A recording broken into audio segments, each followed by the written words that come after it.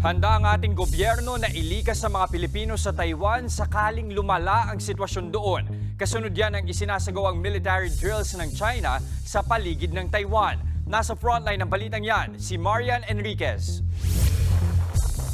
Winater cannon at pinaligiran pa ng Coast Guard ng China ang barkong yan na kunwaring target nila.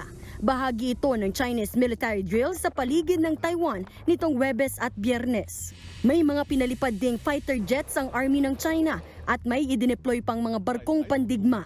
Ayon sa Taiwan, nasa 46 na Chinese military planes ang nakitang dumaan sa median lane ng Taiwan Strait. Mismong China ang nagsabing layo ng naturang military drill na subukan ang kakayahan nilang manakop. Parusa na rin daw nila ito sa bagong Taiwanese president na si Lai Ching-te. Kaugnay yan ang isinusulong niyang pagiging independent ng Taiwan mula sa China. Sa kabila ng mga Chinese military drill, hindi raw titiklop ang Taiwan sa China. Giit naman ng Beijing, dead end na ang issue sa independence ng Taiwan dahil sa One China policy. Kalmado pa rin naman daw at hindi raw naaalarma ang ilang residente sa Taiwan. Pero sakaling mauwi ito sa gyera, handa at may contingency plan na raw ang ating Department of Migrant Workers para sa mga kababayan natin sa Taiwan. Sa huling tala, higit 150,000 ang mga Pilipino sa Taiwan.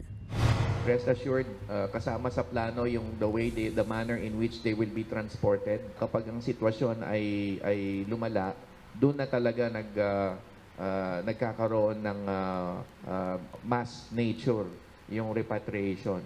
Kaya yung nabanggit nyo, sir, posible talaga mayroon pang hindi gusto mo pero yun nga, as I said, sa karanasan, depende yun sa sitwasyon on the ground. Nagbabalita mula sa Frontline, Marian Enriquez, News 5.